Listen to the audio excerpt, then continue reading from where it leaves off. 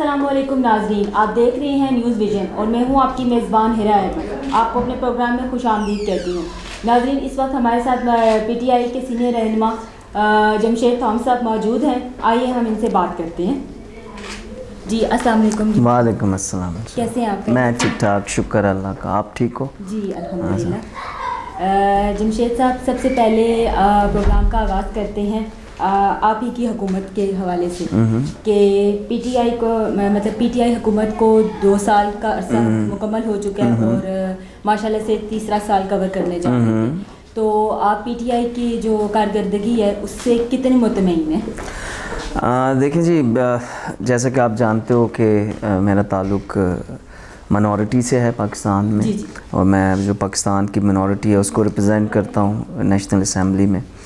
तो जहाँ तक तो मिनॉरिटी का है तो आई एम वेरी सेटिस्फाइड जो इक़दामात हुए मिनॉरिटी के हवाले से, और जो विज़न है ख़ान साहब का, और जो पाकिस्तानियत की बात करते हैं वो किसी मज़हब की या मेजॉरिटी या मिनॉरिटी की बात नहीं करते। तो उस हवाले से तो I am very satisfied. Secondly मैं आपको बताऊं कि जब हमने टेक ओवर किया था 2018 में तो हमारे पास सिर्फ 2 हफ्ते के फॉरेन रिज़र्व्स थे। The country was literally sinking.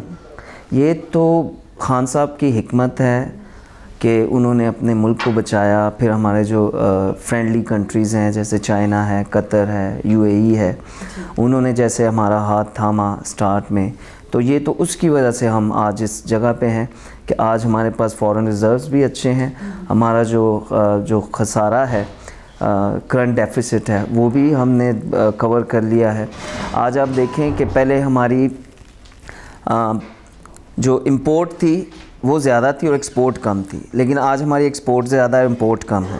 सो मैं ये समझता हूँ ये बहुत बड़ी बात है। फिर मिनॉरिटी के हवाले से जो रिसेंटली हमारी सब कमेटी है एजुकेशन की, मेरा एक बिल था उस पर एडमिशन कोटा के हवाले से, तो वो उन्होंने उसका अप्रूवल दिया है। तो अभी ये डिसाइड करना है कि कितने % सीट्स जो हैं वो नॉन मुस्लिम स्टूडेंट्स को हायर एजुकेशन में दी जाएँ। चूँकि देखें हमारा जॉब कोटा तो है, फेडरल में भी है, प्रोविंसेस में भी है, हाँ, लेकिन चूँकि एडमिशन कोटा नहीं था हमारा, तो हमारी अक्सर जो प्रोफेशनल जॉब्स हैं लाइक डॉक्टर्स, इंजीनियर्स, उस तरह की दूसरी प्रोफेशनल जॉब्स, उसमें अक्सर हमारी पोस्टें, हमारी जॉब्स जो हैं वो एडवर्टाइज़ होती थी, लेकिन हमारे पास लोग नहीं होते थे उसके लिए अप्लाई करने के लिए। So demand was there, demand तो थी, लेकिन जो सप्लाई साइड है वो बड़ी कमज़ोर थी। तो मेरा ख्याल है कि एडमिशन कोटा जब मटीरियलाइज हो जाएगा तो उससे वो जो सप्लाई साइड है वो भी स्ट्रॉन्ग होगी। इससे पीटीआई की हुकूमत आने से पहले जो उनका नारा था कि भाई हम आवाम को रिलीफ देंगे, ठीक है, मतलब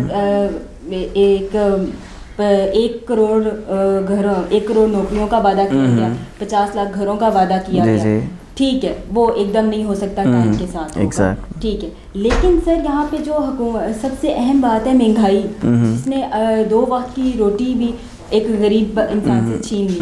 तो वो मैं उस हवाले से आपसे क्वेश्चन करूँगी कि हुकूमत आवाम को रिलीफ देने में कब कामयाब होगी? देखिए मैं आपको बताऊँ में क्यों नहीं एग्जैक्टली देखिए माजी में भी यही महंगाई थी, ठीक है, लेकिन चूँकि वो हुकूमतें टेम्प्रेरी बेसिस पे जो है महंगाई को कंट्रोल करती थी, ठीक है, तो ये अब सच्चाई में जी रही हैं, ठीक है। आपके ख़जाने में अब रिसोर्सेज भी हैं, आपके पास अभी आपका जो ख़जाना है वो उसमें भी पैसा है। ये महंगाई माजी में भी होनी थी, लेकिन उन हुकूमतों ने इसको मसनूई तरीके से रोक के रखा था। लेकिन सर अब मैं आपको बता रहा हूँ, जुम्मे वाले दिन, ये लास्ट फ्राइडे को हमारी पार्लिमानी पार्टी की मीटिंग हुई और ख़ान साहब is very serious about this. इसमें जो ज़ख़ीरा अंदोज़ हैं उनके ख़िलाफ़ जो है, चूँकि ये मसनूई तरीके से इस महंगाई को जो है बढ़ाया जाता है। ज़ख़ीरा अंदोज़ हैं वो, जब वो माफिया है, जब वो एक्टिव होते हैं आपकी सोसाइटी में तो महंगाई होती है।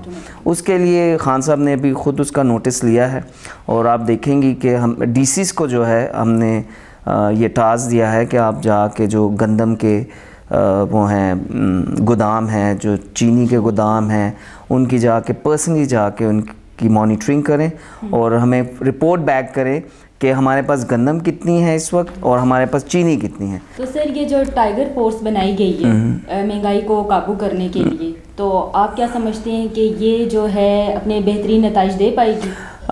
उम्मीद तो बहुत है, चूँकि सारे नौजवान हैं और यंग लोग हैं, यूथ है हमारी, they are involve, they are members of tiger force, तो उनको भी टास्क दिया है कि आप अपने अपने यूनियन काउंसिल्स में जाएं और अगर वहाँ पे कोई गोदाम है, कुछ दुकानों पे चेक करें रेट्स वगैरह और हमें आप रिपोर्ट बैक करें। मेरा ख्याल एक अच्छा मॉनिटरिंग सिस्टम है जो हम यूथ के ज़रिए जो है इम्प्लीमेंट कर सकते हैं। मतलब अपोजिशन की जो तहरीक है उसको आप क्या समझते हैं कि वो उससे हुकूमत को कितना ख़तरा है? देखें, हुकूमत is not afraid of this movement at all.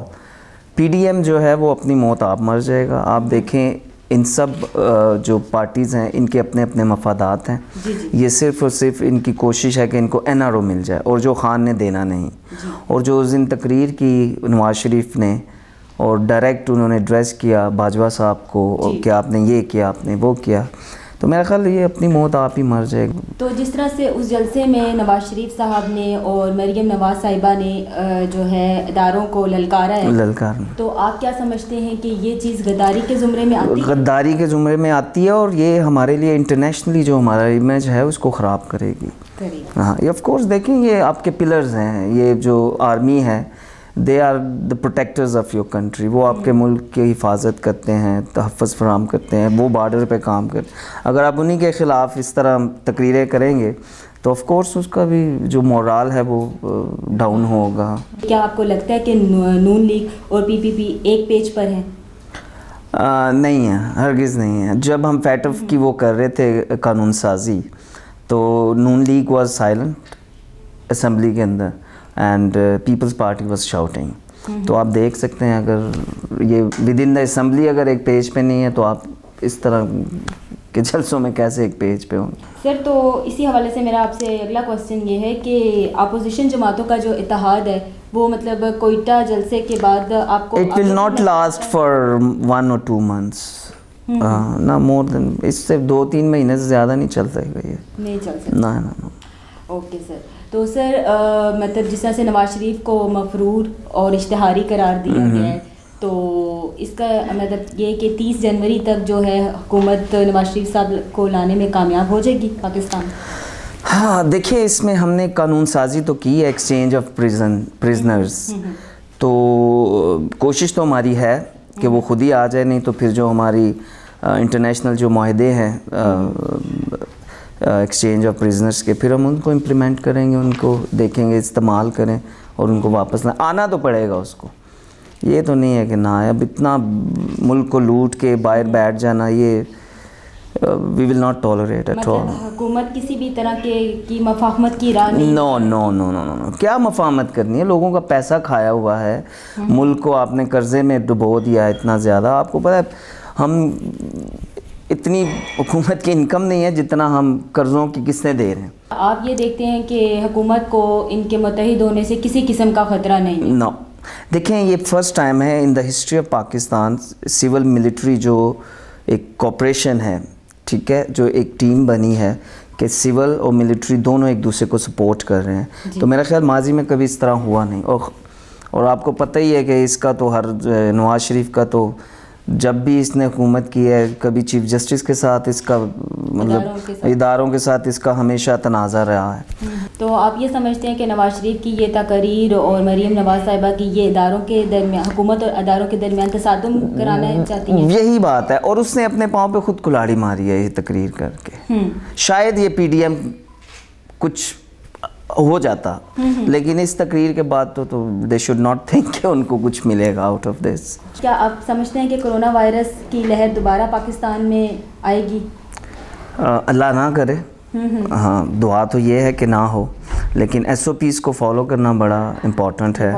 हाँ, मतलब देखें, वबा तो है ना, अभी तो उसकी कोई वैक्सीन भी नहीं है, तो we need to take care of ourselves कि हम अपने आप का अपना ख्याल रखें। और आपको पता है कि दुनिया की 4 बड़ी कंट्रीज़, 4 कंट्रीज़ को डिक्लेयर किया है कि जिस तरह इन्होंने कोरोना के साथ मतलब वो किया है, मतलब डील किया है, तो उसमें पाकिस्तान का नाम है। तो स्मार्ट लॉकडाउन जब खान साहब कहते थे तो हमारी ओपोजिशंस जो हैं वो उसका मजाक उड़ाया करती थी, लेकिन स्मार्ट लॉकडाउन ही दुनिया ने फिर अपनाया। देखें, उन्होंने कहा कि पाकिस्तान वो वाहिद कंट्री है उन 4 मुल्कों में जिन्होंने कोरोना से मतलब जंग भी की, ठीक है, और फिर अपनी माशियत को भी ख़राब होने नहीं दिया। तो ये बहुत बड़ी कामयाबी है मेरे ख्याल से।